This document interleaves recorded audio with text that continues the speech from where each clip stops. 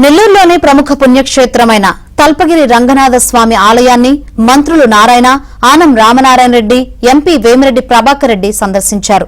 ఆలయ అర్చకులు వేద మంత్రాలతో వారికి ఆహ్వానం పలికారు. వారంతా స్వామివారికి ప్రత్యేక పూజలు నిర్వహించారు. అనంతరం అర్చకులు వేద ఆశీస్సులు అందించారు. అద్దాల మందిరాన్ని పునర్నిర్మిస్తామని సందర్భంగా మంత్రులు హామీ ఇచ్చారు. అద్దాల మండపం గురించి చెప్పడం జరిగింది. 3 సంవత్సరాల్లో 100 సంవత్సరాలు పూర్తయ్యే దశకి వస్తుంది. కాబట్టి దాన్ని పునర్నిర్మాణం పూర్తి స్థాయిలో ఆ యొక్క పూర్వపు వైభవాన్ని అద్దాల మండపానికి తీసుకురావాలనేటువంటిది ఇవాళ సంకల్పం చెప్పడం జరిగింది. అదే పెద్దలు మంత్రి గారు నారాయణ గారు ఆదేశాలు కూడా ఇచ్చారు. దీని తర్వాత ఈ ఆలయానికి సంబంధించి పడమటి ద్వారం ఉంది, మహద్వారం. ఆ యొక్క ద్వారము అలాగే అక్కడ ఘాట్ ఉంది.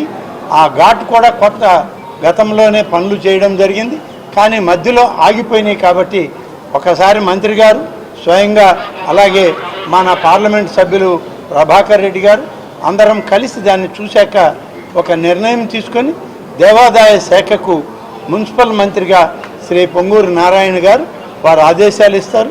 ఆ ఆదేశాల ప్రకారం ఏమి చేయాలో దాని ప్రకారం స్థపతులతోటి, వాస్తుశాస్త్రజ్ఞులతోటి, అలాగే దేవాదాయ శాఖ అధికారులతోటి మాట్లాడి కావలసినటువంటి అన్ని ఏర్పాట్లు రాబోయేటువంటి కొద్ది రోజుల్లోనే పనులు ప్రారంభించి పూర్తి చేస్తామని చెప్పి ఈ సందర్భంగా తెలియజేస్తూ, అద్దాల మేడని దాదాపు 98 సంవత్సరాల క్రితం కట్టిన అద్దాల మేడని చెప్పారు. దాన్ని యాక్చువల్గా విజిట్ చేయడం జరిగింది. అక్కడ కొన్ని అద్దాలు బయలుపోయి ఉంటే మంత్రివర్య రామనారాయణ గారు వెంటనే ఆదేశించారు ఆ అద్దాలని రీప్లేస్ చేయమని. అదేవిధంగా దాని లోపల యాక్చువల్ పెయింటింగ్స్ వాటిలో కొంత సరిగా లేకుంటే అవి మళ్ళా రెక్టిఫై చేసేటట్టుగా ఎవరైతే అవి చేయగలరు అటువంటి వాళ్ళని యాక్చువల్గా సౌత్ ఇండియాలో కొన్ని టెంపుల్స్లో చేయగలిగిన ఉన్నారు, వాళ్ళని ఐడెంటిఫై చేయండి, నేను మళ్ళా మాట్లాడతానని అధికారులకి ఆదేశం ఇచ్చారు.